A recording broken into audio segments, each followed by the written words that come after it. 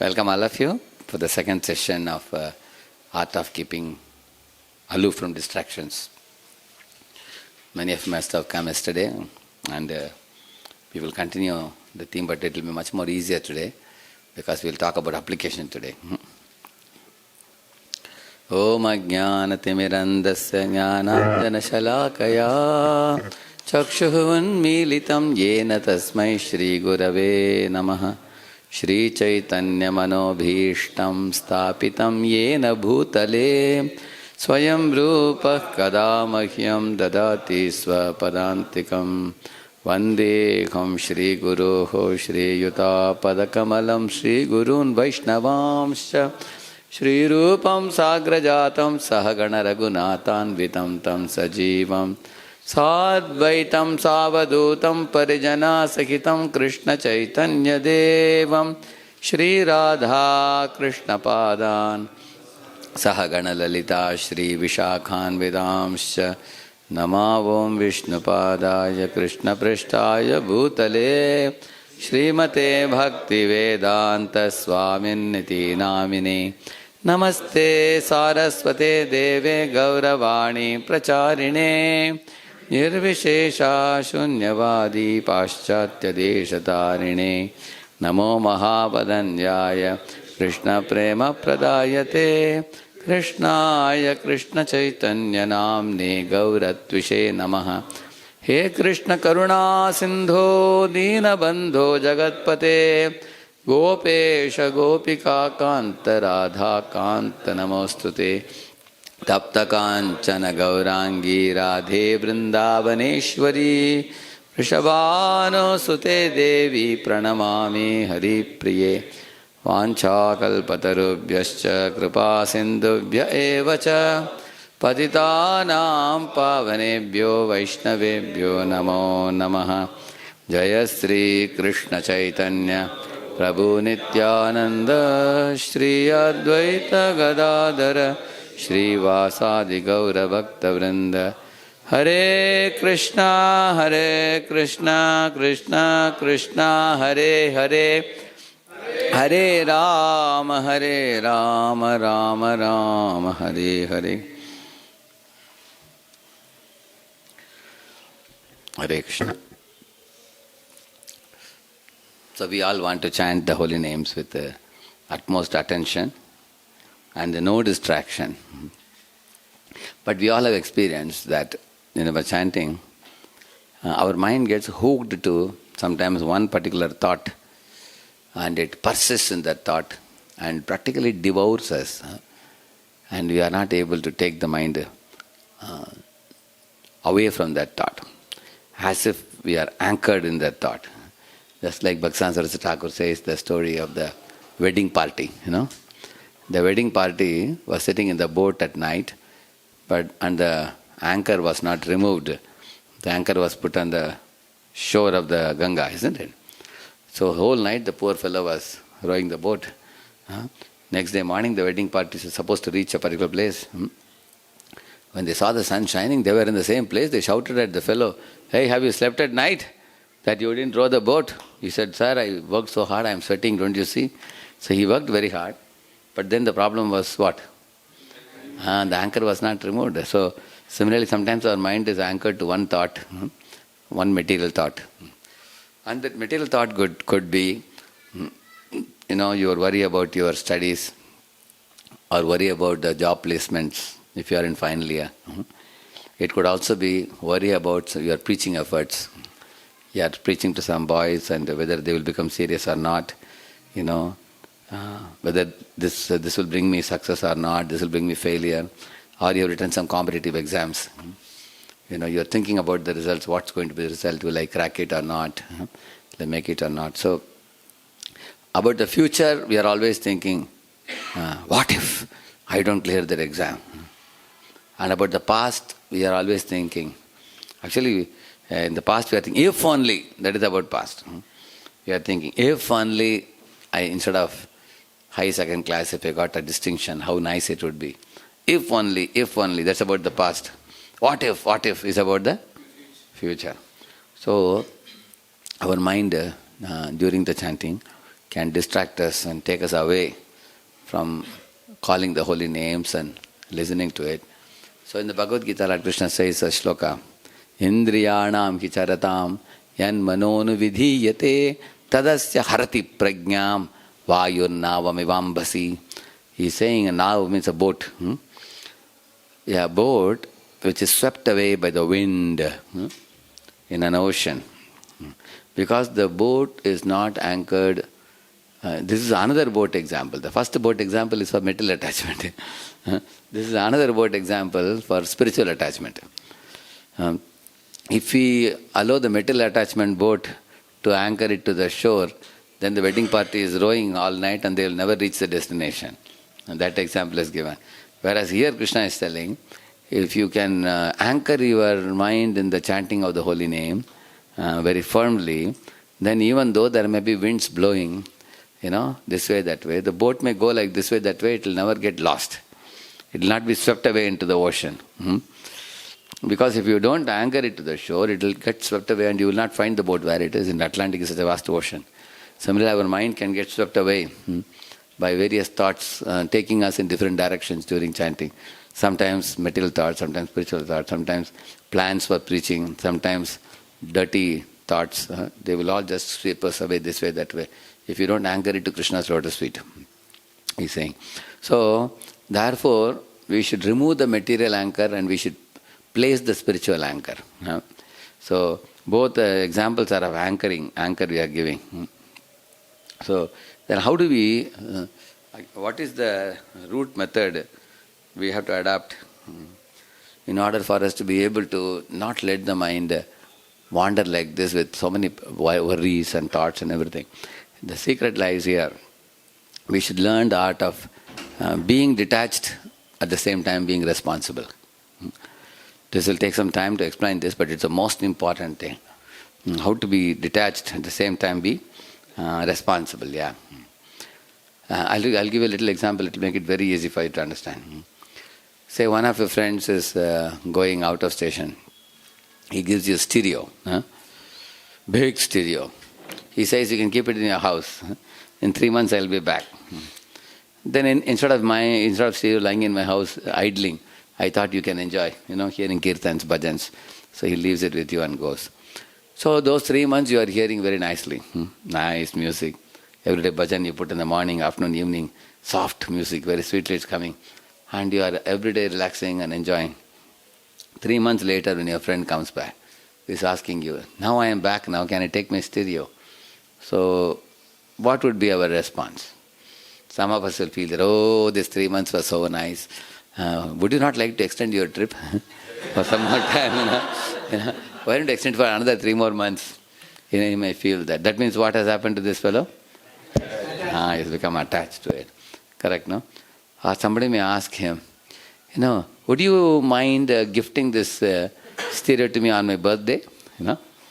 It is so nice. He may say, gift. I would like to give you some gift on a birthday, but not so costly gift. This is several thousands of rupees. He may say that, correct? That means we have become attached to it. So because he allowed us to use it, we have become attached to it. Another approach could be what? Somebody gave you stereo for 3 months and went. And this man, he never cared for it. He never used it, he never cared for it. Then 3 months later the fellow comes back and asking, sir, where is my stereo? Oh, I saw my son, small boy, school-going boy, he took off the stereo and took it to the terrace and he opened it completely and he has taken out all the inside parts. I think he's going to become a great electronics engineer in future. See, one of the speakers is here, another speaker is in bathroom, The another one, the opened up thing is on the top of the terrace. I saw it yesterday. I think he's a very intelligent boy, isn't it? So then what do you think the person will say? Arey, my Lord, you are... So this is the other extreme of attachment. He is irresponsible. If that fellow has given it to you, is it not your duty to give it back to him safely?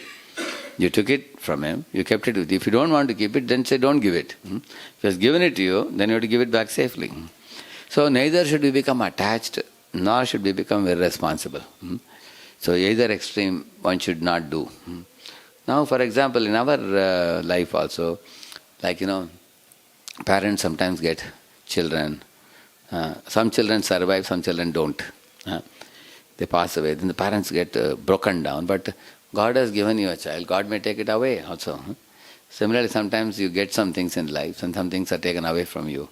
So, in this way, you will find in our life, when we get some things in our life, we gradually become attached to them. Like Harshashoka, child was born, Chitraketu and his wife became attached. And generally you will find, if you want to know what are your mental attachments, best time to know is chanting time. Chanting time, whatever comes in your mind, those are the things where either we are fearful of or we are attached to. We are fearful that they may cause us problems. That will come in our mind. Another thing is the things we are attached to. That will also come in our mind. But one amazing thing you will find in the case of Bhishma and Pandavas also, they somehow, you will find, being pure devotees, they were highly responsible for what was given to them. And they were highly detached also. You will see Yudhishthira Maharaj. Krishna made him the king after the Kurukshetra battlefield. So he put mukut and a kingly dress and sat on the throne. After Krishna left for his abode, Yudhishthira gave up everything and wore a saffron dress and went towards north. Correct, no? So when Krishna wanted him to rule, they were ruling. When Krishna wanted him to renounce, he renounced. Similarly, 12 years when they were in the forest, I think 3rd or 4th year, one time Yudhishthira was lying on the grass in the forest and the cuckoos were cooing, and Brahmanas were chanting the Vedic mantras and the river water was flowing and one could clearly hear the sound of the river water flowing. And Yudhishthira Maharaj was very much relishing the ambience, very much in the forest, Sattva-guna ambience, early morning. So Draupadi saw our Yudhishthira Maharaj's situation, sit on the throne and rule the whole world. And now he is lying on the ground in the mud and he is not at all ashamed. He is smiling and he is very joyful in the forest. How do you feel, Bhima? She asked. Bhima said, I also feel the way you feel. He said, I am very angry. When I become angry, some sparks of fire come on my nose and ears also. I feel like taking a mace and hitting on the head of Dushasana, Duryodhana, Shakuni, all of them and finishing them on the spot. The only problem is this personality doesn't even move his fingers and give me permission for that. He is in his own world, he is very happy, what can I do? So, Draupadi said, we have to induce passion in him. If he doesn't have passion, we are never going to regain our kingdom, she said. And Yudhishthira heard all these things and then he called both of them and said, see, anger is the root cause of all evil. Anger is like spark of fire. If you don't control it at the early stage, and the anger is going to turn into a flagrant wildfire. And he told both of them, you see, right now Krishna's plan for us is what? To be in the jungle for how long? 12 plus 1 year, 13 years. So then why should you lament about it? This is the way the Lord wants. So whatever is Lord's will, we have to fulfill it. So we have to live in the forest. And when He tells us to rule, we will rule the world. When He's telling us to renounce, we will renounce. Actually, this is not possible for most people. And the main reason is because of attachment. So Draupadi and Bhima were pretty attached to the kingdom and being, rulers. On the other hand, Yudhishthira Maharaj never saw himself as any big ruler.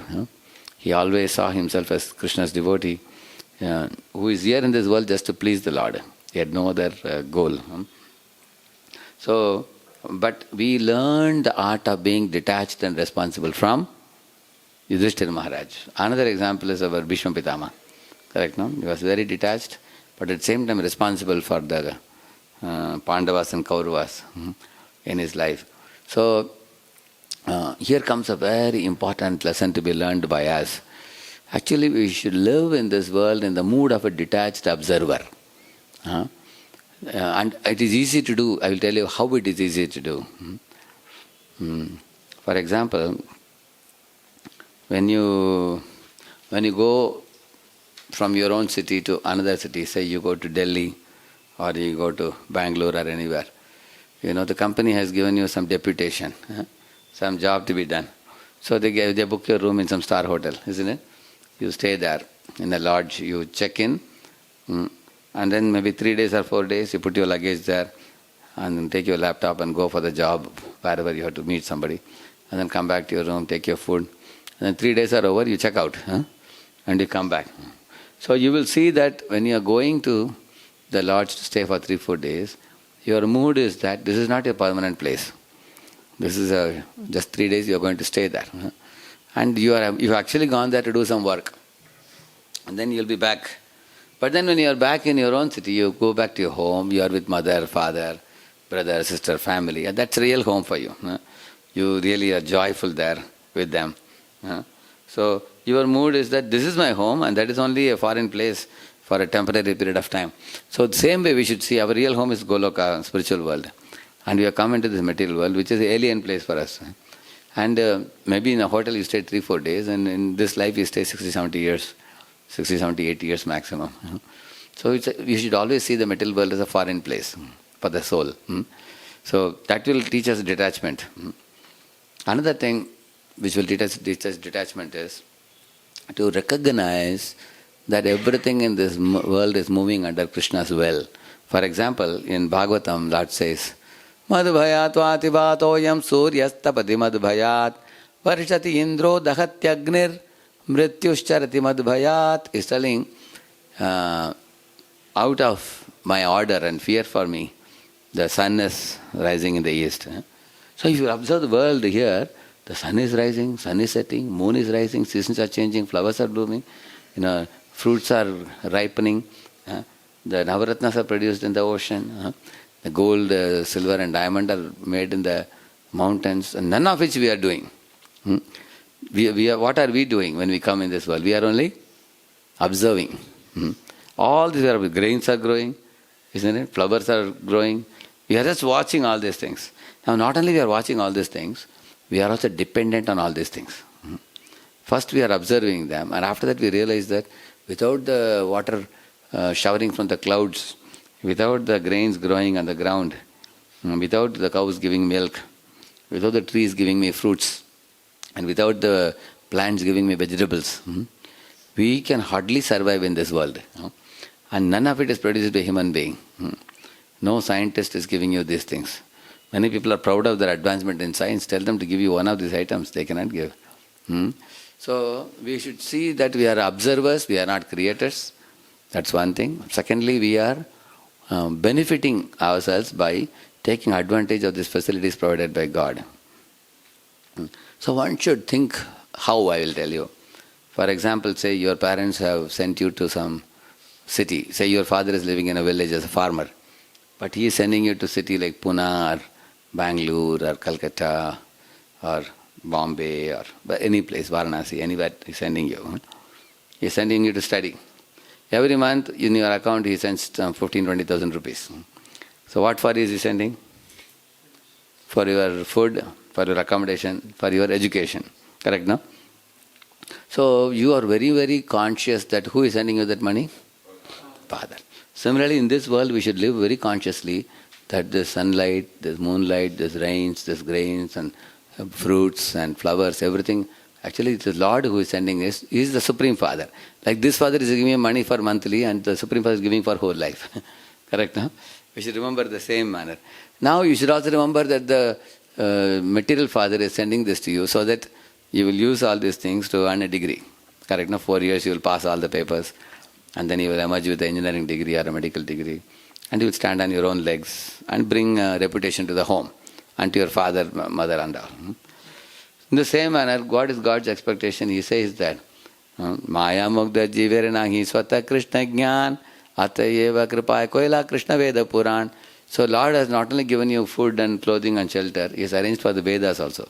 Vedas, Puranas and everything. Gita, Bhagavatam. Why? Because like you study in the college material knowledge, Lord wants you to study spiritual knowledge. So the material knowledge you study and earn a material degree. Similarly, Lord wants you to study the spiritual books while arranging for your food, clothing, accommodation. That is arranged. Supreme Father is arranging. So take these material facilities from Him for your living peacefully, but then study the spiritual literature, and then you have to earn another degree. What is the degree? Krishna Prem degree. That is the degree you have to get. And also He is such a good Father. In a college also they have ATKT. You know that ATKT? ATKT means allowed to keep term. I think. ATKT, they call it. That means if you fail in 3 papers in the first year, you are allowed to keep the term and go ahead to the second year. You can go. Huh? And then second year you have to pass those papers plus the previous 3 papers you have to pass also. Huh? But if you get 4 or 4 plus papers fail, then you are not allowed to keep term. It's called YD, they call it. YD means year down. You have to stay in the same year. Correct, no? So in God's this thing also, what happens? You are given a human body, you misused it, you didn't pass the papers. Year down means you get animal body. Bird's body. Sadasat yoni janmasu. That's like year down. So in that animal body you cannot do anything. Bird's body. Just live out, work out the karma. That period you have to finish. Again you are allowed to come back to human body. That's like again allowed to come back to, your studies again and continue. Correct now? But in case somebody has done some amount of sin, some amount of punya, so he may get a human body but get sufferings. He may not become an animal, but he may get some terrible sufferings for the sins in a human body. But if he has exceeded a certain amount of sin, then he gets animal body, bird body, is like year down. So either you get ATKT or year down. These are all poor students I am telling. There are good students, what they do? The good students will study very well. They know the mission of the father who is sending the money monthly. They will not only pass the paper, they will get a first class. Or they will get a distinction. Or they will get high honors. Similarly, you will find in the human form of life, somebody who is doing pious activities, they are first class. They are doing, isn't it? And somebody is doing spiritual activities, they get distinction. And in spiritual activities, one who becomes pure devotee is high honors. They get like that, very high honors. And then they not only get to higher, they will become gold medalists. By the time they finish the term of the human life, the gold medalists means they become devotees of Srimati Radharani and Krishna, and Radharani accepts them into the spiritual world and engages them in the Swarupa. That means they got very high honors. Correct, no? Now, there are people like Ajamila, for example.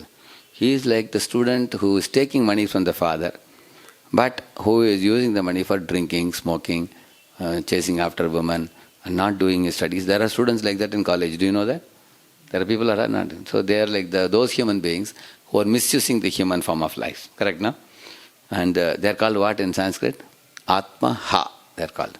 Killer of the soul. They cannot kill the soul, but they are misusing the opportunities provided. It's like taking a Mercedes-Benz and using it for plowing a field. Plowing field, you can have a tractor for that. Like a buffalo's body is for plowing field. Like a tractor type of body. But a human body is not meant for plowing a field. Mercedes-Benz is not plowing a field. So they are using the human body for animalistic activities. So they get animal bodies. Example is Nalakur Manigriv. They use the human form of life for dirty activities. They became trees in the next life. Or somebody becomes a lusty dog in the next life like that. So in this way, one should see this world as a house of correction. This is actually a house of correction. It's a hospital. We should always be in the mood of hospital. If you go to hospital, the hospital is not like a hotel. In a hotel, you ask for the menu. Please bring the menu, I will tick mark what I want. Hospital, you don't ask for the list of medicines to tick mark what tonic you like. You have to take the medicine that is given to you. So in this world, the hospital, the doctor is spiritual master. And the medicine he gives is the holy name. And we have to accept the medicine. We have to accept the doctor. And we should know that I have come here for Sudhar. Sudhar means reformation of heart. That is actually the passing the test or passing the exam for which you have come here. And this is a foreign place. Like, home is different for you and college is different for you, correct? No? So material world is like college or home? College. And spiritual world is? Home. So we have left the home and come here to college. So we have to do the studies. In school or college, children want to study or play? Play. So parents want them to do what? Yeah. Similarly, we have come into this world. The all living entities mostly want to do sense gratification. That is like play. And what God wants them to do? Study the scriptures and live according to that, correct? No? Exactly the same thing. Lord wants us to study the scriptures, read the Gita Bhagavatam, understand. But there are very good students in school also, you'll find college also. They will not be playing. They will be always studying and they'll be cracking the exams. Correct? No? You will see that. And some of the students will do the homework in the class only. Other fellows will surround him and quickly copy the... So if you hang around with devotees, you are very fortunate. They will make your life very easy. Those are very serious devotees. You hang around with them, you will get all the answers. Methods will be very easy. They will simplify your life. You don't have to break your head, split the hair. Just be with devotees. Those who are serious fellows, just hang around with them and they will take you along with them. Similarly, many times you may not know how to make notes. Go to the most intelligent student, best student, take his notes and Xerox it, and then you can study very easily. So therefore we need association of devotees when we are with the, in living in this world. And one should be very careful when you go to, like when we went to IIT, we saw many of the IITs have 600 acres, 800 acres land. Huge properties they have. They have all kinds of table tennis courts and, cricket grounds and, football courts and everything. And there are more than 60, 80 types of clubs. So when people go to college, many of the boys the first year joined many clubs because they want to be, leader of a club, or they want to be participant in a club. They want to say that I am in dozen clubs. Actually, the goal of going to college is to do extracurricular activity or to do the main activity of studying. First you should do main activity, and then if time permits you can take part in extra. Therefore the term is used. What is the term? Extra. Extra means what? Extra means additional, correct now? Similarly, in spiritual life, in human form of life, first you should make way for perfecting your life, being Krishna conscious. And along with that, the other things are also allowed in this world if you want to do. Like for example, I want to learn Sanskrit, no problem learn. I want to learn music, okay, learn. You want additionally, you want to learn other things, build your skills. Skills are good enough, you can practice skills, but the primary goal should be to go back to Godhead. That is a degree. Get Krishna Prema and go back to Godhead. Once the degree is ascertained, then extracurricular activities are good. Some people get stuck in which one? Extracurricular. They say, I go to learn Sanskrit, I will go to learn music, I go to do this, I go to do that. Then the main boat is lost. The goal is forgotten, attaining spiritual world. So, we have to live in this world in a detached spirit because we have to observe the world, how it is being run. We are not running it. We are observing it. We are watching it. And it's being run by Krishna and we are just a witness to that. Not just a witness, silent witness. We are also taking advantage of it. We are only seeing the bank account every month, we are finding 22,000 is coming. Are you putting that amount? Who is sending? Father is sending it. Not only you are observing the amount increasing, you are also using it. So because I am using it, I should be grateful. And I should also, whenever I take the amount from the bank, I should remember one person. Who is that? Father. Similarly, from this world, anything you take a fruit, you take a grain, you take milk, you take sunlight, you take moonlight, immediately you should remember. Therefore Krishna says, Rasohamapsa kaunteya prabhasmi shashi suryayo pranavasar bhave. Like that he goes on in the 7.7 to 7.14. Many things he says. Balam balavatam chaham, and then he says buddhir buddhimatam asmi. So, not only the things outside us that we see in this world are created by Krishna. Even in our own body, if you observe, how we can develop detachment, you will see this brain in our head, did we create it? No? Now what is because of your brain or my brain? Even Einstein's brain, did Einstein create it? Do you think Einstein made a hole and put something inside? You see that Einstein's brain was given by Krishna. Therefore, if Einstein does some great work, who should be given the reward? So Prabhupada said, give God the Nobel Prize. Prabhupada said, because he gave Einstein the brain. Not only the brain, in the head, like the eyes, the ears, the nose, the tongue and skin. This is the second thing, the jnanendriyas. Then the karmendriyas, like the hands and legs and genitals and rectum and speech. So these are karmendriyas. So the jnanendriyas, the karmendriyas, the brain, it's all given by Krishna. Not only that, after getting these instruments, we are manipulating matter, 120 metal elements which are in Mendeleev's periodic table. So those elements, did we create it? Again the same point, we are observing them, manganese, sulfur, iron and all these things. Right? So the substance which you are manipulating in the material world is also created by Krishna. Three things, my brain, my instruments and the manipulating matter. All these three are created by him. So therefore we can know that our role is insignificant in comparison to Krishna's role in this world. What he has done. And what we are doing, we should know we are aloof from it actually. We are like children, insignificant children. He is providing us all facility. We should remember this. And we should be grateful. And if a company gives you a car, what does the company want you to do with the car? Imagine if a boy takes his car and then goes to the ocean beach side and he is eating popcorn and relaxing there. Is company providing a car for that purpose? The company is giving you a car to work for the company. So Krishna has given you a body, so you use it in Krishna consciousness and go back to Godhead. So the shariram kaludharma sadhanam. It is actually a instrument. So in this way we can think deeply about Krishna's role and our role in this world. The more we understand Krishna's role, we will become humble. Like one farmer was telling God that, oh God, I have to do so much hard work. He said, God said, what hard work are you doing? He said, who gave you the seed? He asked. So farmer said, you gave it. Then God asked him, who gave you the earth? That also you gave. He said, who kept the potency in the seed to germinate and grow and produce flowers and fruits? He said, that also you gave, my Lord. Then Lord said, who gave the rains? Rains, that also you are giving from the clouds. Then God asked him, then what are you doing? He said, I just put the seed in the ground. So that is how much of the job, think about it. Everything he is doing. We are doing very little. If we think very deeply, when we take a morsel of food and put in the mouth, things which are happening in the belly. Do you have any knowledge of it? Gastric juice is mixing and how it is converting into blood and it goes to heart and it is pumping all over the body, to nook and corner, isn't it? How much of it are we controlling? Think about it. Do you every day do like this after prasadam? You don't do anything. So we should remember this in our mind, how much work in this world is done by the Lord, how small we are. Therefore I told you, Lord is saying, out of fear for me, the sun is rising. Out of fear for me, he says, the death is taking its toll. Out of fear for me, the fire is burning. Out of fear for me, the wind is blowing. And out of fear for me, the Lord of showers, Indra, is bringing forth showers of rains, he says. So what is this fear? Fear is explained, Madhu Bhayat. The Bhayat is what? The demigods are lovers of the Supreme Lord and they fear to displease the Lord. They feel that he is our Swami. We should never displease him. We should be punctual in doing everything.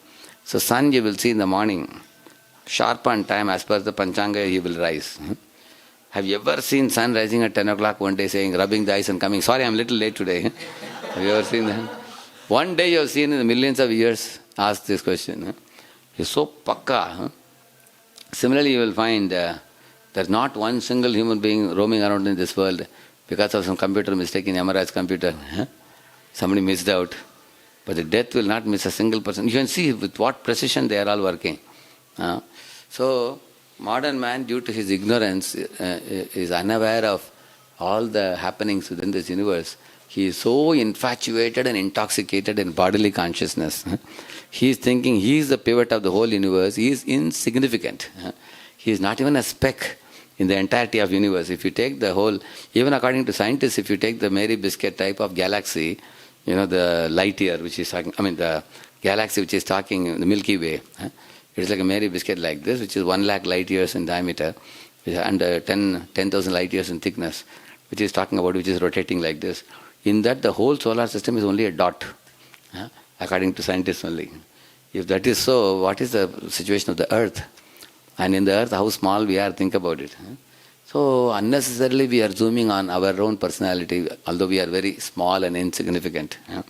So it is a useless waste of energy in thinking about us to be the pivot. Actually God is the pivot of the world. In every nook and corner, first he creates the millions of universes and he enters into every universe. Then in the universe he creates millions of atoms and enters into every atom. Then he creates 8.4 million species and enters into the heart of every species. And there is not a single place where he is not present. Anyo Ranyan, Mahato Mahyan, it is said. So God can say that he is the pivot because he is everywhere. There is not a single place where Krishna is not there. But we have only our existence in one corner of this universe. And we are very small. Let us recognize the fact. So, therefore, not only he is the master, he is master of millions and millions of demigods, and all of whom are serving him with great love. And they don't want to displease him. And they very faithfully, strictly adhere to the duties given by him. This is within the Brahmanda I am telling you. Now let us go outside the Brahmanda, let us go. Yasai Ganeshwasita Kalamathavalambhya Jivanti Loma Vilaja Jagadandanataha Vishnur Mahanchaiha Yasya Kala Vishesho Govindamadi Purusham Tamaham Bhajami. Outside the Brahmanda is saying, Yasya Eka Nishwasita Kalam means what? When Mahavishnu exhales and Mahavishnu inhales. That time many Brahmandas are created from his body. Small, and they all increase in size gradually. They become bigger and bigger and bigger, they grow. And then gradually they again return back. Just like scientists say, Big Bang and Big Crunch. Only the core of the Big Bang, Big Crunch is Mahavishnu, that they don't know. Who is transcendental? Because he is transcendental, they don't know. They only see from a material point of view, something is expanding, something is contracting. But they don't know from where is it coming. That in Brahma Samhita it is explained. So Lord is creating in just one exhalation and one inhalation, which is for our Brahma it is 3.11 trillion, 40 billion years. You can understand how powerful Mahavishnu should be, isn't it? And then Mahavishnu is not ultimate, he is only a portion of Krishna. He is creating. And when he is creating universes, all Brahmandas, all Brahmas with folded palms, Pahimam, Rakshamam, they are all worshipping him like a father. And then when the universes are again withdrawn back into his body, Bhutva Praliyate. So one should see this magnificence of the creation, and then one can become a Udaradhi, we call it. Udaradhi means a very broad intelligence we will get. Actually, if you read Brahma's prayers in Bhagavatam, you will see Brahma is telling to Kshirodaksha Vishnu, who is in the milk ocean, he is telling, my dear Lord, when the Pralaya waters increase from the lower planets, Atala, Sutala, Mahatal, Talatal, Rasatal, Patal, and over and above that Bhuloka, Saloko, Maharloka, Janaloka. Up to Janaloka the waters rise. Maharloka, Tapaloka, Satyaloka is saved. They don't get drowned, those three lokas. So Brahma is saying, at that time sun and moon also lose their glare. They can't be seen visibly, it is very dark. He is saying that you are the only personality Vishnu in the universe, lying in a very relaxed mood, with semi-closed eyes. You are watching everything. Before Pralaya you existed, after Pralaya you exist, and you are unaffected by all this phenomenon within this universe. And he is also saying, my Lord, how are you so wonderful? He is saying you are lying in the middle of the milk ocean in a serpent bed. Is it comfortable to lie in a serpent bed? It's not comfortable, it's not a plain bed, because the coils of the serpent are not comfortable. One thing is uncomfort, another one is the serpent itself is frightening. To lie on the body of a serpent, he is saying you are lying in the body of a serpent, Anantashesha. And that too very powerful serpent. In that body you are lying. Not only that, the ocean waves are making sounds. Anybody would like to sleep in the night with such a sound surrounding you? We all want what type of room? Silent room. So you can sleep well. The Lord is peacefully lying, although the ocean waves are making lot of noise. You are peacefully lying. And you are lying in the uncomfortable up and down body of Anantashesha with great love. He is your brother Balaram who comes as Anantashesha. And he says, lying in that Anantashesha with semi-closed eyes in Yoga Nidra, simply by twinkling your eye you can cause Pralaya. Simply by twinkling your eyes you can stop the Pralaya also when you want. That is your power. So he is glorifying. So Brahma really knows the power of the Kshirodaksha Vishnu, who he is the same personality occupying the hearts of every living being. And he is a witness in our hearts. He is constantly watching us.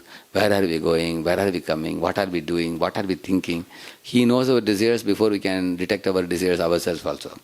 So this is another very important thing in spiritual life, to learn to see that the Lord is watching us at every moment. It's not an imagination, it's a reality. In fact, He only sees things first, then we see. With His permission only we can see things. Like for the eyes, the Surya Devata is the presiding deity. If Surya is not there in Amavasya day, you can't see anything. You can't see your own hands also. So we need His help to see everything.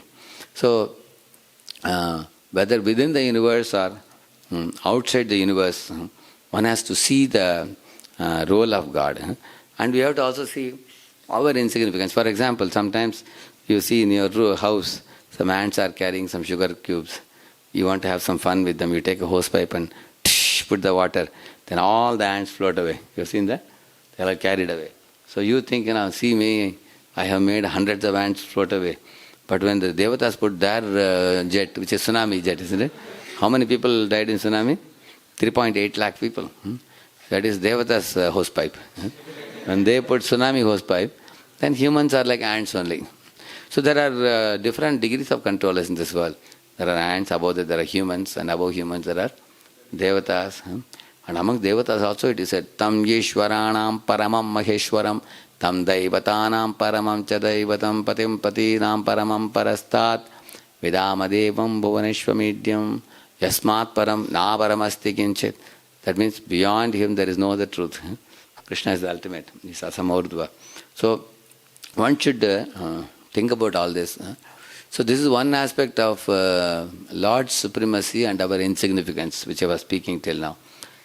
Another very important thing is about the proprietorship mentality. Oh, this is a very big problem in this world. The proprietorship mentality. Like I remember one student was made in charge by examination invigilator, the teacher. She told the boy that, please take care of this, I will come in about 15 minutes. So when the boy was made the in charge, he became very proud. He started walking as if he is only the teacher, walking back and forth. And one boy was found to be copying. The small chitty saw the boy. Immediately he caught him by the hand and pat, he slapped in the public place. And the boy's one tooth also fell off. Oh, he started crying. Immediately all the students turned to him, everybody stopped writing. And the teacher came running, somebody sent the news. The teacher said, what have you done? He said, madam, you only made me in charge. She said, I made you in charge for supervising, not for slapping and removing tooth of somebody. Isn't it? So, because this boy assumed his position to be more than what was given to him. Correct, no? Just like Indra is made a god of waters, but what he did with Rujabasis and Govardhan Lila, you saw a similar behavior, correct, no? So, we are actually temporary proprietors, but sometimes we become extremely proud in that temporary proprietorship position, and Krishna has to come and twist our ears, say, hey, what are you doing? Is it not true? So, this is a very, surprising thing in this world. Like there is Shanivar Pet, Ravivar Pet, Mangalvar Pet, Somar Pet. In Pune, many pets are there, no? In one of the pets I had gone, where there was a shop, which was only half the size of this room.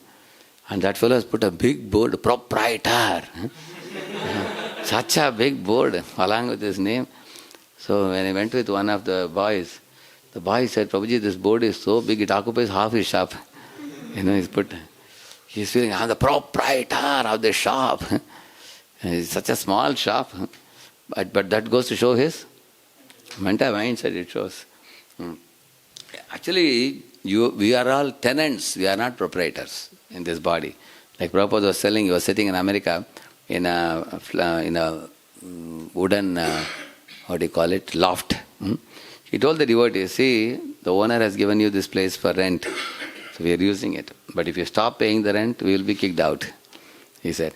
Similarly, in this world, this material body is actually a residence given to us. And we are paying rent in this body, which is our karma. Good karma, bad karma. And who is the owner of this body? Yeah, Super Soul. So Krishna is the owner of this body. And we are allowed to use this body. So you can use it or lose it. So the proprietorship mentality is something that dominates us. So actually when we are sitting in this body, one very important thing to know, our role and position. Even if we do something great, why should the credit be given to Krishna? You know that Mahaphaleshu Kadachana shloka, correct? No? Karmanyavadikaraste Mahaphaleshu Kadachana. Say for example, if this door is closed, somebody batters the door. So Mahaprabhu Chaitanya Prabhu was opening the door. So if I ask you, who opened the door, what you will say? Mahaprabhu Chaitanya Prabhu opened the door, you will say. Or you can say Mahaprabhu Chaitanya Prabhu's right hand opened the door. Correct or not? Or you can say Mahaprabhu Chaitanya Prabhu's right hand, index finger and thumb together opened the door. Is it correct or not? Correct, no? Correct. But generally what will people say? Have you ever seen somebody saying Mahaprabhu Chaitanya Prabhu's right hand, thumb and index finger together jointly opened the door? Have you ever seen anybody saying like that? They won't say that. In the same manner, we are all whose part and parcels? Krishna's. So now these are two part and parcels, one boy, another boy. Now these two boys come together and do some project. and they have done the project of opening the door, for example. If you say how Krishna is working through them so nicely, if somebody says, is it wrong or right? Right. Because they are whose part and parcels? So ultimately, Krishna is only doing everything through his part and parcels, correct? No? But these two part and parcels thinks that they are autonomous from Krishna. They are cut off from Krishna. And that is why they get ego problem. If somebody gives credit to that spiritual master, or gives credit to Krishna ultimately, they don't recognize the connection to the Lord, so they feel ego problem. Why I was not given the credit? Understand, no? Why these two fingers are compared to two boys? Because I told you, the brain, the jnanendriyas, the karmendriyas, and the matter which are manipulating, everything is provided by Krishna. We have not prepared them. Therefore, the credit is ultimately given to Krishna. So in this way, understanding this type of proper, and also now I am telling you about how we are doing things. Now we also can realize how we are having inability in doing things. One example I'll tell you. One sumo driver in our temple used to drive very fast. One of the days after the program, he took the sumo. He went zoom because we were very late. He told us to come back by 9. We became 9:45. So he was very tired. He wanted to drive back to temple. So he drove very fast in the road. When he took right, he is rotating the steering, but it is going straight only. And the sumo is not taking right to the road at all. It is going straight. Fortunately, brake was working. At least he put the brake. And he was saying, "Pata nahi, Prabhuji, itna rotate kar raha hu." It's not going right because the steering lost its connection to wheel. So it could. So he thought he is in control, but he was not in control. So our body is also like that. Like for example, I am raising hand, putting hand down. So it appears who is in control? Yeah, I am in control. It looks like that. Because when somebody lifts the hand, I am lifting. Put it down, I am putting. But in the same manner, this light, if you switch on, switch off, switch on, switch off, 5 times you do, then you tend to think that who is controlling it? I am controlling. But when the power cut happens in an electricity board, our putting on and off will be helpful. Similarly, when Krishna takes away the power of my hand, even if you want to lift, no, it will be like this. Sometimes you have seen, what do you call this one? Paralysis. They have no control over the hand. So that time they will realize who is the controller? This is very, very important. In all of our lives, we develop detachment only when we lose control of certain things. That time we realize. Like one very proud man, he wanted to show to people that how powerful I am. He's imaginary pride he had, false pride, foolishly. So what he did, he tied a rope to the back of a lorry and he tied to himself and said, "All of you guys, look at me, I'm going to pull the lorry," he said. A lot of people gathered around him. Like that he did. And the lorry was also coming behind. A little more he pulled, and then still it was coming behind. So everybody thought he is controlling the lorry. And what was happening, the lorry was on the side of the road. So the driver sat and he was taking reverse gear. Therefore lorry was also coming when he was pulling. So, but this man was thinking, who is pulling? He is pulling. And all people also thought, who is pulling? He is pulling. That's what happens in this world. Somebody becomes popular, they do some great things. Everybody thinks, who is doing? They are doing. But the Shastra says, Prakriti Nivanayani. So now the lorry is actually coming behind it. And the Prakriti is not independent. Who is operating it? 9.10, what is the shloka? Maya Adhyakshena. So the lorry is Prakriti, and this man who is pulling it is Jiva, and he is tying a rope and then he is thinking he is pulling it. But actually the driver is conducting the lorry to move behind. Is it not true? Then after the lorry came to the top of the road, this man was still trying to pull it, but then lorry started going ahead. Then he was being dragged, like that he was being dragged. And he ran along with the lorry, but how long can he run if the lorry picks up speed? Correct? No? All the people saw the tamasha. He is being dragged. And this fellow was screaming, shouting. And the lorry was, of course, lorry was going slowly in the beginning. Then this man was saying, "Stop, stop, stop." He was telling it wasn't stopping. Then he saw from the driver's cabin a hand was coming out, moving. Then he understood that actually this lorry is under the control of a driver. The driver. Who is the driver? Krishna. Krishna is the driver of Prakriti. And he understood, oh, there is a driver who is driving. I am not the person moving the lorry. The driver is moving the lorry. As soon as this fellow shouted, "Please save me, stop," he said. Immediately the driver put a sudden brake.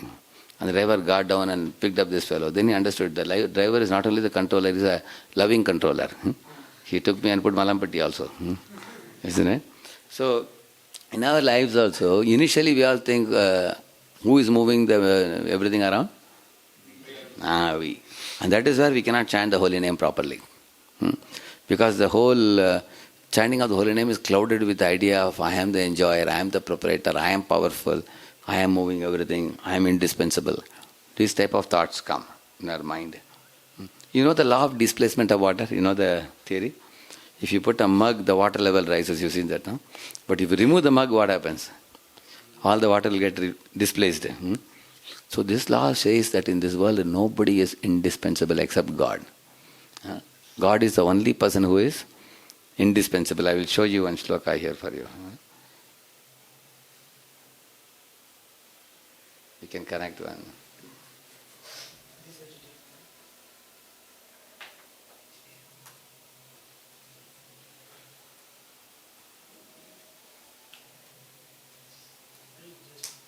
Yeah.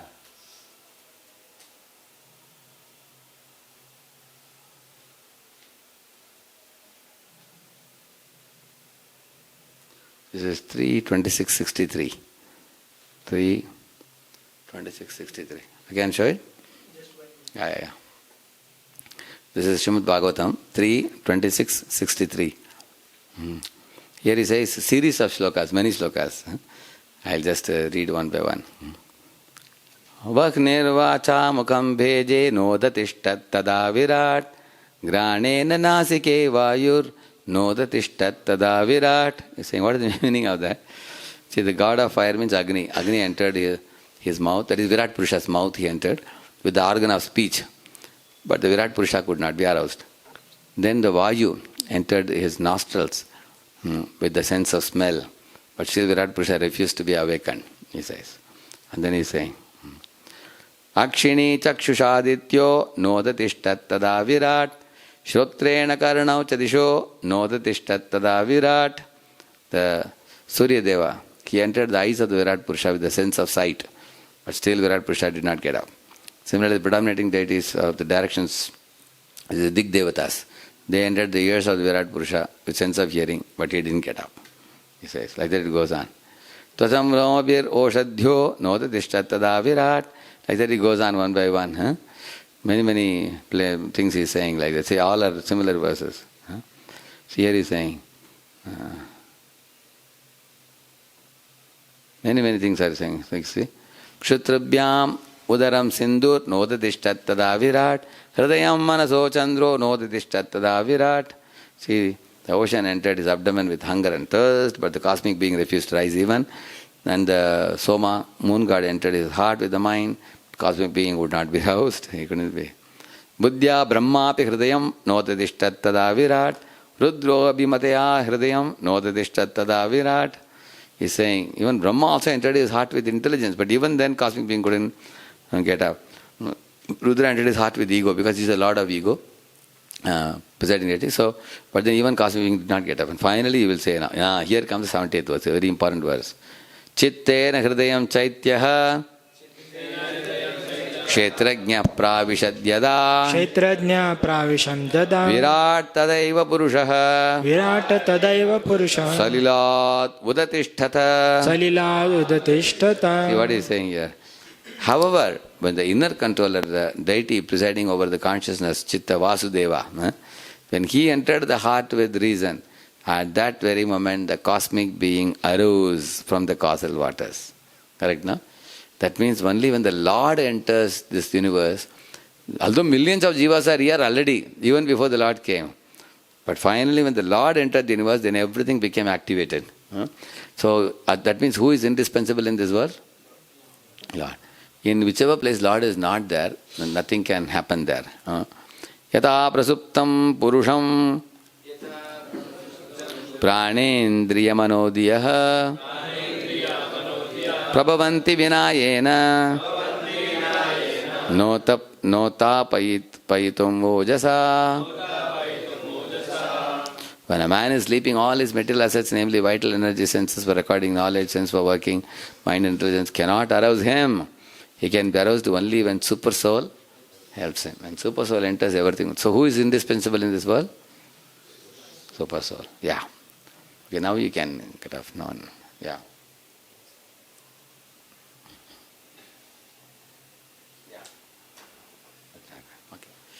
So, you all understand now? So, there was one king who was thinking himself to be indispensable long before. So, he thought without him nothing can move. So, one minister thought the king is too proud. He told the king, my dear king, 1 week you take a break and you can see how things go on. So, he told the king to change his veshbhush like a mendicant. I have a long beard, all this like fashion dress competition we keep, like that. He changed his veshbhush, everything. He went to one mandapam, he had a temple, he was staying there. And the minister arranged for his prasadam to be sent 3 times a day. And he said, just live there for a week, let us see how things go on. And the neighborhood king came to know that the king is missing. Within a couple of days, he sent his entire army. And the king immediately asked the minister, should I come now? I heard that there's going to be invasion by the enemy. And the minister said, your son is only 12 or 13 years old, but he's very confident. He just now today morning addressed all your army. And he has addressed, and he is ready to wage a war himself. The king said, no, he's a small kid, I need to come and help him. He said, no. Let us wait and watch how your son manages. If he has difficulty, we all are there to help him, minister said. So within the next 2 days, the small boy along with the army went and defeated the invading king and took over his kingdom also. He had this kingdom, father's kingdom, plus that kingdom also. And he came back victorious. Everybody did Jai Jaikar, and all people were saying that although the king is gone, his son is no less powerful. We would like to coronate him as the next king.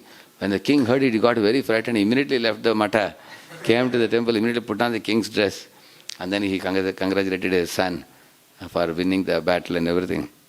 And the minister said, see, without your help, your son even conquered the kingdom. Even you would not have done it probably. He was telling. So never think you are indispensable. Never think like that. That is a figment of our own imagination. Everything will run nicely by the Lord's will. It's a little painful for us to know this. So, but it is a fact.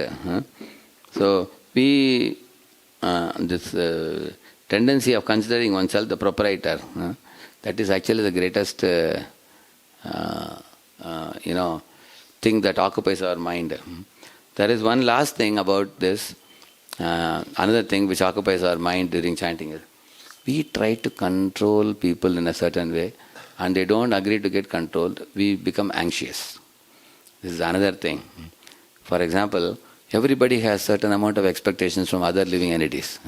The grandfather expects the grandson should sit at his feet and hear all the upadesh, and the grandson wants to play cricket. He has no interest. Or a husband thinks that I have my wife working in a computer company, she is a team lead, but at home she should wear a sari and be a very submissive wife. But she will never be submissive. She will be doing Tandav like Bhadrakali. So, therefore, a husband is thinking, when will the time come when my wife will become a submissive wife? That is not going to happen in this lifetime. So, therefore, never have unrealistic expectations. And we are sure to be frustrated. Every day chanting will be affected. Therefore, there is a saying in English, what cannot be cured must be endured.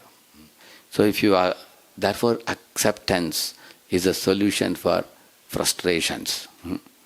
So one can get rid of frustrations by giving up unnecessary expectations, by learning to accept that in this life, this thing will be like this only. Like one man, he was telling his wife, if only you were a little more fair, I would have been happy. The man said. And the wife told, if only you were a little more tall, I would have been happy. She said, because you look like a brinjal, you look fat and fat. And the man became angry. What? You are calling me a brinjal? He said. Then she said, then why are you calling me black? If you consider I am black, then why did you marry me? She said. And they both understood, sorry, we both will give up our what? Expectations. But one thing he liked with his wife is she's a chaste wife. She told her, see, there are so many beautiful women in this world who are unchaste, but you are not like that, you are chaste, I am happy. And the wife also said, although you are like a brinjal, you are short. She said, still, you are a good-natured man otherwise, except your criticism about my black color. Otherwise, you are a good man, you come from a pious family, you are a religious man, I am happy, she said. They both understood better, appreciate the brighter side of the, spouse, rather than point fingers to what we cannot get. So don't maintain false expectations from others. That will frustrate you, that will swallow your mental energy. Lot of time will be lost in chanting if you are going to maintain unnecessary expectations. And apart from expectation, see, the expectation is a lot of things. For example, everybody should love me. I should never commit a mistake. I should always be right. Everybody should praise me. I am. Nobody should deal with me unfairly. Nobody should cheat me. Nobody should look at me with angry eyes. Nobody should give me feedback. So we have too many expectations. Long list of expectations, and all of them are frustrating many times. So while living in this world, we need to give up too many expectations, and we have to cultivate tolerance. For example, somebody will cut the traffic and overtake you and go, but sometimes you have to tolerate. Yeah. Sometimes somebody may speak some foul words to you. You have to tolerate. Sometimes some relative may act unreasonably with your parents in terms of division of property and all that. You have to tolerate. So if you are going to take these anxieties to your head during the chanting time, then if you are not detached, then therefore one important thing to learn is Super Soul is in control and Lord is watching everything. I will do my best. Like the saying, do your best. No, there's a spiritual slogan. Do your best, let Krishna do the rest. Correct, no? To please repeat, do your best, and let Krishna do the rest. Like that we should live it. And that will give us the detachment while being responsible also. So let us summarize quickly in a few sentences. The last one I told you is about giving up unnecessary material expectations from others, because you can't change the people what they are. What cannot be cured must be endured. That was one thing I was speaking. And one above that I spoke about proprietorship mentality. People are proud of some small possessions, and these all are given to us and they'll be taken away. There is no need of being proud of anything in this world. Ultimately everything is gifted to us by the Lord. What to speak of the outside things which we see, even the inside things like our brain, our senses and our bodily faculties, as well as the things which we manipulate in the world, everything is provided by Him. And at the time of death, everything is taken away. So there is no need of being proud of possessing these things. They will be there with us for a while and they will be taken away. So use it or lose it. You can use them in Krishna's service and purify our life. So we are not the proprietor, we are actually tenant in this body. And our karma is the account which we are paying, for which we are given this bodily apartment. Either we should say. And one before that, I was telling you about, inside the universe, madhubhayat bhati vatoyam suryastapati madhubhayat, all the things, natural phenomena happening are all not done by us, it's done by Krishna. At the same time, we are all dependent on them. We are taking those resources. Remember that. Outside the universe, I told you, Yasyaika Nishvasita Kala Matavalambya, Mahavishnu, creating universes and taking in. So try to think of a broader phenomenon of the world. Don't get bogged down by our small little life. Become a udaradi, broad-minded. And by thinking of our Kshirodaksha Vishnu lying in the milk ocean and twinkling his eyes and causing pralaya, causing srishti, all these things, we can develop great respect for the Lord. Isn't it? So don't become like a frog in the well, like a Kopamandu, thinking about, looking at me, how I look like. We are such a tiny creature in this world. If you see, even the whole solar system is like such a tiny thing. The mass of millions of planets, the material world, let us not become bogged down by this small material bodily machine in which we are seated in. We should remember that. So then I was telling about Krishna being the supreme controller inside the universe and outside the universe, and we being his tiny part and parcel. Then another thing about the doership, we were saying about the farmer story I told you. 95% Krishna is doing, so we don't have to be proud of what we are doing. I told you the example of the 2 fingers of Mahaprabhu Chaitanya Prabhu opening the door. Correct? Now we are part and parcels of whom? Krishna. So Krishna is actually doing things through us. So if we cooperate with him, that is our glory. Then we can go back to him. If we don't cooperate, then we will take many births. So better that we learn to cooperate with him. So he is doing great things. And to the degree we accept our part and parcelship, we can be very peaceful in mind. Once my spiritual master was talking in Bombay, he was telling, we are not the root of the tree, we are a leaf in a tree, he said. But everybody thinks, who is he? I am the pivot around which the whole world is revolving. All the asuras think like that. Whereas the devotees think, I am one of the leaves in the tree. Like me, there are thousands of leaves. And who is the root of the tree? Krishna is the root of the tree. So one should accept the fact. And Krishna is the root of the tree. When you water the root, then all the leaves are nourished. So when Krishna is pleased, then all of us will be pleased.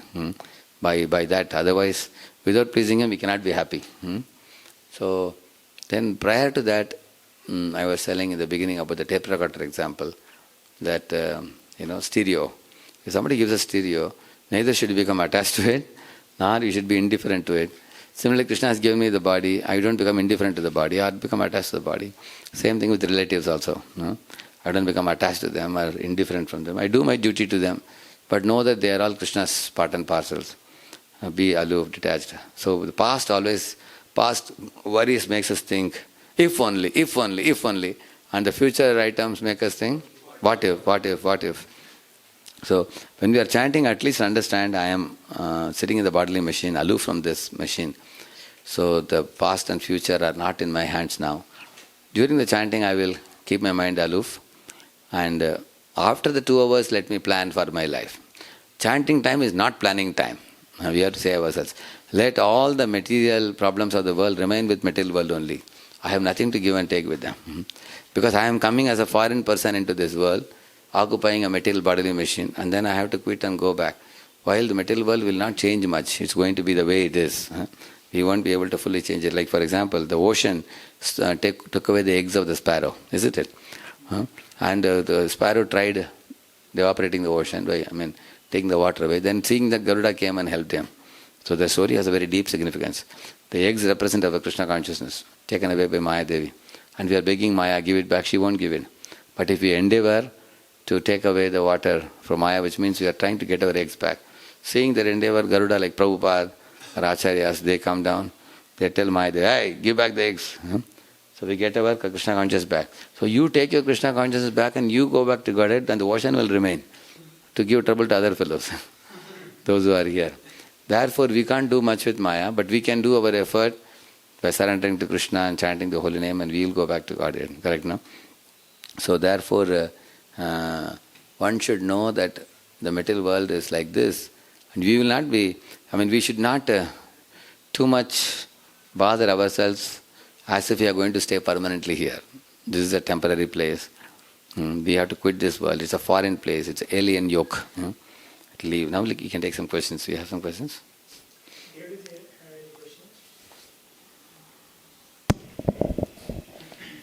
Yeah.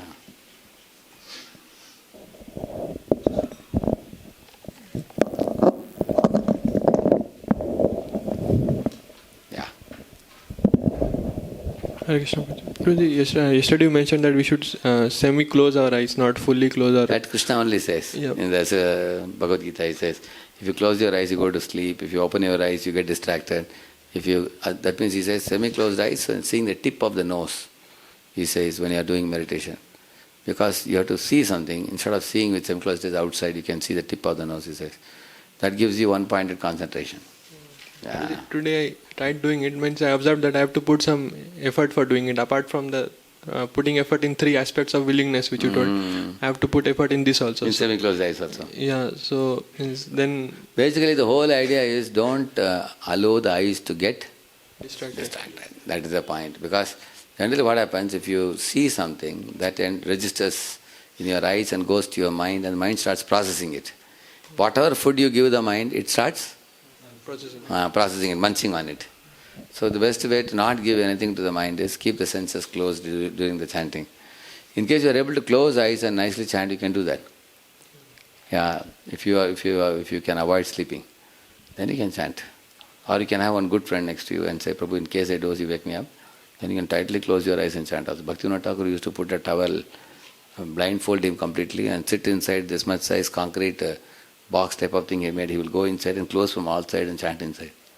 So he said completely he wanted to be away from distraction. Even Sanatana Goswami had one L-shaped gufa. In Vrindavan it is still there. You go down like this and go deep inside. Imagine from there you come like this, you go up to this. Here you will sit inside and chant. Inside the gufa. Even today it is there. Gufa underground. So they all actually, in those days cuckoos were cooing, peacocks were dancing. Even in that age they went inside to chant. In current age I don't know what they will do. They will fly to another planet, I think, to chant and come. Correct, no? So much distraction nowadays. Yeah. So we should avoid distraction during chanting with eyes and ears. Yeah. Yes, any questions?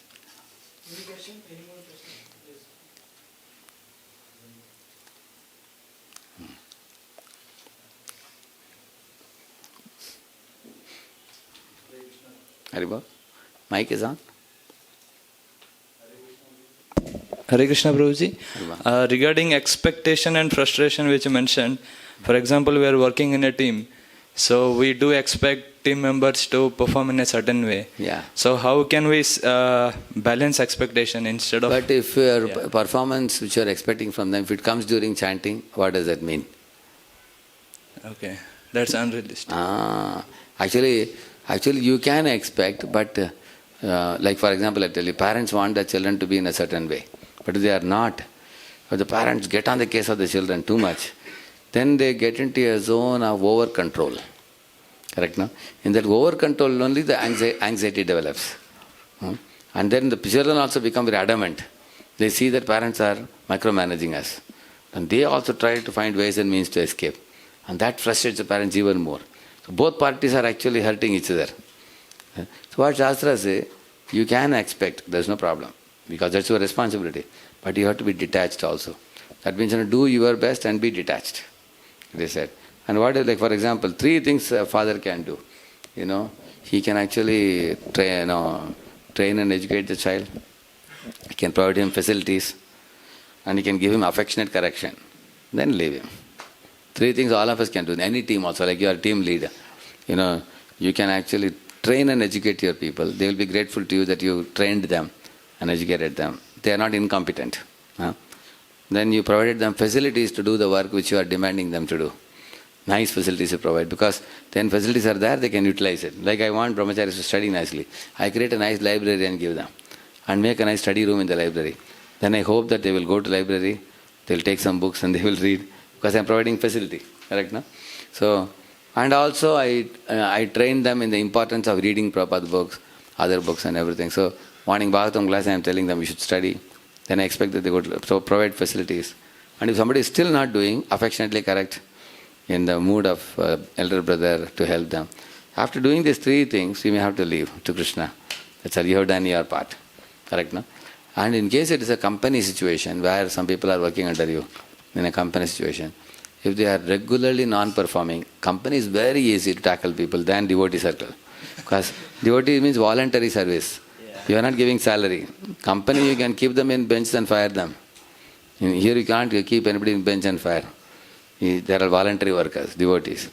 And another thing in the company is, you can demand performance appraisal every 2 months or 3 months. What have you done? Tell me. Last 3 months, what have you done? Every week they ask. Every week people have to submit report what they are doing. So company, it's very easy to manage people. Compared to, if you have managed in ISKCON, company will be cakewalk for you. Yeah. Because company, you have the carrot and the stick both. Carrot is for incentives, stick is for threat. Stick is what? Hire and fire. That is the stick. And carrot is incentives. These 2 things are only used in the companies many times. Many companies. It's very easy to tackle. In ISKCON, neither of them will work, because devotees are not too much attracted to so many incentives here. You can't give any monetary incentives and all. And also you cannot threaten them. They voluntarily come forward and enter service. So only thing we can tell the devotee, Prabhu, if you are not able to do well, then I have to find another devotee in your place. You will lose the service, that's all. So, but one thing is, we have to know that the living entities are all subjected to 4 defects in this world, and their deficiencies. Krishna says in 18th chapter, when you lit a fire, inevitably there is also smoke, he says. But don't stop the project just because smoke is coming. Slowly keep fanning it, and smoke will go away when you increase the fire. So any good work you do, Prabhupada started ISKCON. So can we say ISKCON is free from all problems? There are problems, but Prabhupada was not unaware. Prabhupada never had a rosy-cozy idea that this is going to be a complete, pure society, there will be no problems. He expected problems. But good work should be anyway done, Shastra says that. Even though there may be some problems, still you do good work. Like if you go to college to preach, can we be sure that there will be no anti-elements? Some anti-elements will be there, still we preach. And as the anti-elements keep coming, you keep tackling them. And our preaching also keeps going on. That's material world.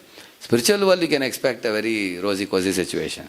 There all, nobody walks there, everybody dances. Nobody talks there, everybody. Nobody drinks water, they drink honey only. Water is like honey. Huh? So everything is wonderful there. But until we go there, we have to tolerate. One time in Bombay Chowpatty, I was also there. So 4-5 managers, we were discussing one problem to solve. 3-4 hours the meeting went on and we wrote down many points. Everybody was tired after the meeting. We went to Maharaj's room. Maharaj, so is the problem solved? Maharaj asked. Devotee said, yes Maharaj, to some degree. Almost 80% we have solved it, 20% is there and it is practically unsolvable. So we have come to consult you, they said. Maharaj said, I can assure you one thing, Maharaj said. All these problems will be finished when Mahavishnu inhales. He said,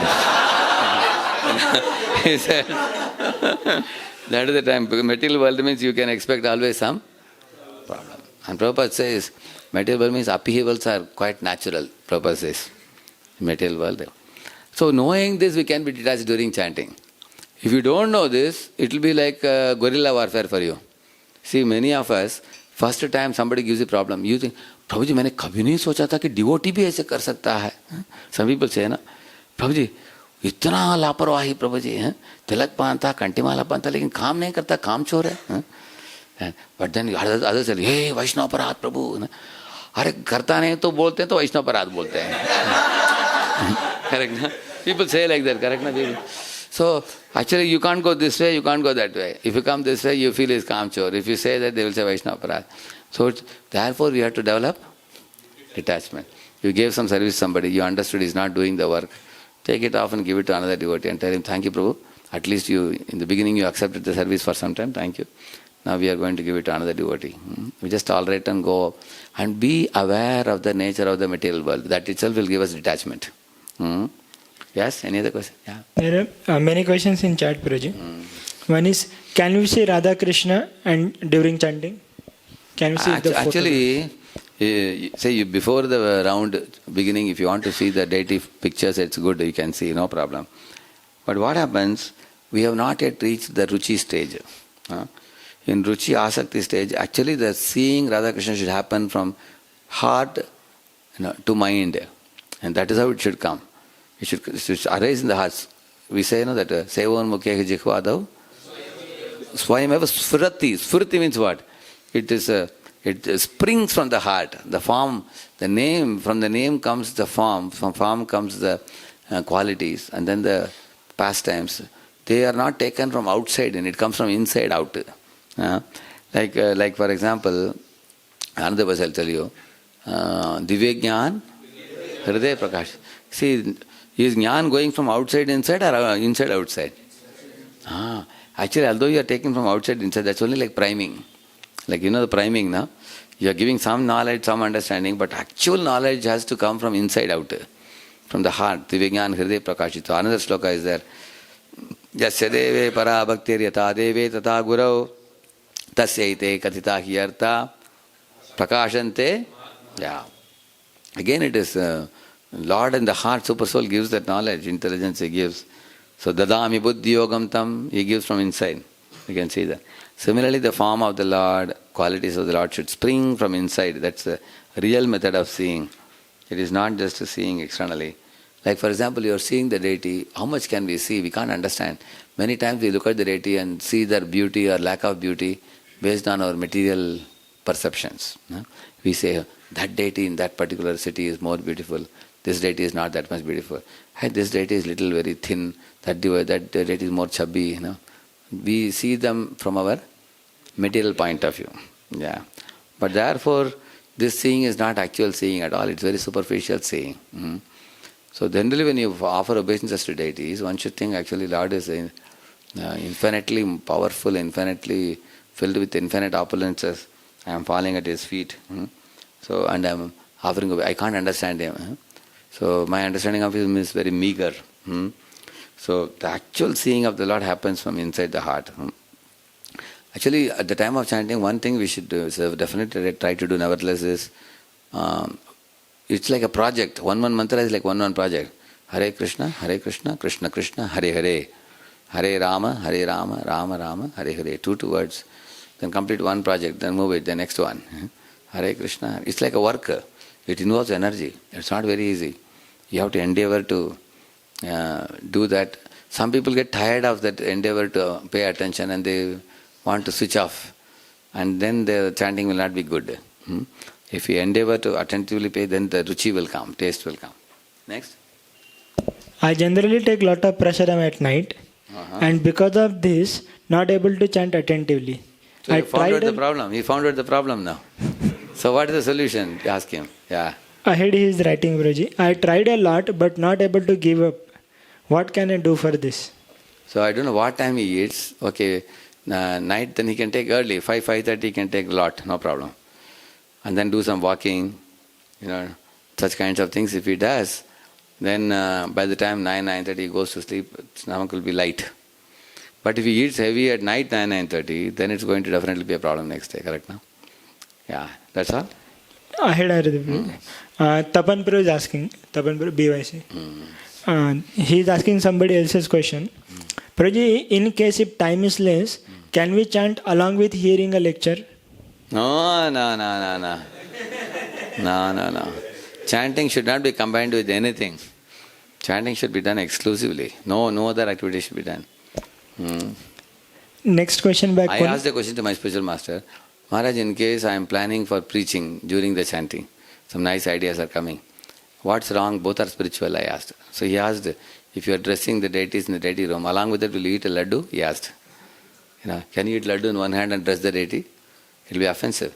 Because inside the altar you cannot eat. You should exclusively dress the deity. Similarly, he said during chanting, you should not make any plans for preaching. So one should push, that's positive distraction. That also we should push it outside. First negative distraction, push it outside. Positive distraction, so the mind should be very prayerful during chanting. It should be prayerful, it should be holy, it should be grateful. So these are the feelings of a devotee during the chanting. The gratitude, attitude of gratitude, attitude of humility, and attitude of prayerfulness, attitude of thankfulness, attitude of praises of the Lord, praising the Lord and His greatness. So these are the constituents of a healthy mindset during chanting. Yeah. Yes. Prabhuji, how to develop strong attraction for our spiritual master? As you told yesterday, for overcoming deep-rooted material attachment, that is required. Yeah, so actually one can hear the lectures of very senior-most disciples of the spiritual master. Like for example, this one Ranath Maharaj, I have seen Dwarkadish Prabhu, Sridhama Prabhu, Vishwarup Prabhu. These people have spoken very elaborate these things. Lectures, 2 hours, 3 hours lectures they have spoken. One devotee who can be consulted is Pranavananda Prabhu, in GEV. So he can provide. Similarly, Jayapadaka Swami Maharaj, there is JSSS they call it. Jayapadaka Swami Maharaj Shishya Samuha in many places. So they can provide many lectures about Maharaj's pastimes, activities. So one should actually hear about the spiritual master from senior most disciples of the spiritual master who have elaborately spoken by intimate association with him. So that gives us an opportunity to know about him, number one. Number two, one can also watch his videos of his activities across the globe in different places. What are all his activities? Because his great activities are a great inspiration for the disciple. How much is extending himself, doing his activities. You can get the news regularly. You can know about the activities. Then we can hear his lectures and jot down instructions that he has given and try to apply those instructions in our life faithfully. There are general instructions, there are specific instructions. So general instructions are given in his lectures. Specific instructions are those which you get when you meet him personally. That's another thing we can do, isn't it? Fourthly, we can take some service from him or from his senior disciples and then do it for his pleasure. And then when the service reaches him, naturally he will be grateful and appreciative. And that brings also blessings. Correct, no? But apart from all these things, our Shastras say, your spiritual master need not even know your name also. Initiated name, he gave you name long before. He doesn't even know your name. You are here and he is million miles away. Still you can get spiritual master's mercy through the medium of super soul. Yasya prasadan prasadan. If you are doing well, the super soul in your heart will inform your guru in his heart. And then his blessings will come to you. Because super soul and guru are one with respect to the sound vibration. What super soul speaks, the same thing guru also speaks. So you are very safe and protected if you... And you will also get reciprocation from super soul. When you are doing services, you will get jolly feelings, cheerful feelings. You will feel satisfaction, you will feel shelter and protection, safety. and enthusiasm. All these things will come in the heart of a devotee if Guru is satisfied. Yeah. While chanting, in between, can we read something when we get distracted and come back to chanting again? So after one round and the next round we can do that. Not in between the rounds. Yeah. What to do when mind gets tired of paying attention on holy name? Yeah, then you can stand and jog, for a few moments, and then you can again sit and start. Actually, your mind gets refreshed when you do pranayam also. Pranayam, when you do, Anulama Vilam pranayam, when you do that, the mind gets refreshed with fresh blood, and then you feel more fresher. Yeah. Prabhuji, can we think of holy places and memories of those holy places we spent there during chanting? Actually, in the beginning of chanting, Sachinanda Maharaj says in one place that you create a sacred space in your mind, he says. For example, when I chant also, just at the beginning of chanting, he says that you can think of most favorite spiritual place for you. Like in South India, I used to think of this Srirangam Gopuram, very beautiful Gopuram. And the temple has certain spots you can sit and chant. Similarly, there is Kusum Sarovar and Vrindavan, correct, no? The Uddhava Ghat is there, in the first place from where we go for parikrama. So in the steps of that pond, we used to sit and chant, isn't it? It's a beautiful sight. Many pastimes have happened there. Radha Banbihari is right behind, the garden is there. And Narada took a dip in that pond and then became Naradi Gopi. So if some place has earned your great reverence, Maharaj says that you mentally go to that place and find out a space there to sit and then start your chanting, he says. That means right now I am sitting in front of Govardhan, I am chanting in Govinda Kunda, or I am chanting in this Kusum Sarovar, that kind of place. He says, Maharaj says it is very much possible for sincere devotees to be in that place throughout the 16 rounds chanting. It's possible. So it's not wrong idea. What he's saying is called sacred space. Create a sacred space for yourself. And then what happens, this has big plus point. What is it? You can make your mind aloof from the city environment. Although you are sitting in the city, you will not remember only that you are in city. Because with your mind, you have taken the soul with your mind to Kusum Sarovar. And you are going sitting there. And that gives aloofness completely. Or sometimes you think of this Govinda Kund where Madhavendra Puri is sitting and chanting. One boy comes and gives him pot of milk. Right, no? So he's sitting under a tree near Govinda Kund and peacefully chanting. So if you have attraction for a holy place, you can think of it and then go there mentally and then start chanting there. Yeah, yes. Prabhuji, you mentioned we have to simplify our life and regulate, which will help us easily to control our mind. Correct. Generally, people go for complicated lifestyle for money and feel security. Correct. That security is material security, artificial security. That is a temporary security. It will be finished off security. It's not going to remain. Now the question is, Prabhuji, in your brahmachari life, how did you overcome fear of security, lust, how you keep yourself going on, busy and inspired?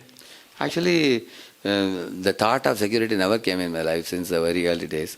Because there's so much strength we get by reading the Prabhupada Lilamrita and Srimad Bhagavatam.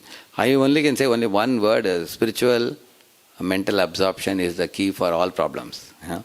We have to study the Shastra sincerely with an honest heart. And as I told you, we should live in this world like a foreigner. This world is not my home. This is a Dukalayam, Shashvatam, it's Anityam Asukam Lokam. It's a temporary world. I'm not going to stay here for a long time. 10, 20, 30 years down the line, I will have to quit this world. So, Smaranityam Anityatam, he says, remember the temporary nature of this world. And when you think about it, then you invest your time in studying Bhagavatam and connecting with the spiritual world, with Krishna, Radha, Krishna, and the Vrindavan Dham. So that's what I've been doing since very early years. And spiritual absorption keeps me always aloof from, worrying about the material absorption in this world. Because it's a temporary world, it's not going to last for a long time. It is called here today, gone tomorrow. In Bhagavatam it says, here today, gone tomorrow pleasures. And also the concern for Prabhupada's mission to expand the preaching to the suffering souls with which Prabhupada, we don't have compassion, but we can assist a person with compassion like Prabhupada. Right now? So that is another thing which can absorb our mind and heart in keeping ourselves in spiritual plane. Yeah. Yes. What is the time? Okay, time 8:45. How many more are there? Too many? We can keep it for next. Another time, yeah. Actually, I could answer most of the questions, but we will not be able to answer all of them. And many of you from different places are asking. In case you couldn't get answer from me, you can ask your own senior devotees coming to your center. So these 2 sessions are good enough for you. Yesterday I spoke a lot of theoretical, philosophical aspects, and today I spoke many practical things. So you need to contemplate on these things more deeply and to withdraw your mind from the material clutter and keep it reserved for the pleasure of Krishna. Manmana, Krishna says. So keep it, and then our chanting will definitely improve. Shri Prabhupada ki, your Bhakta Vrinda ki. Thank you very much. Hare Krishna.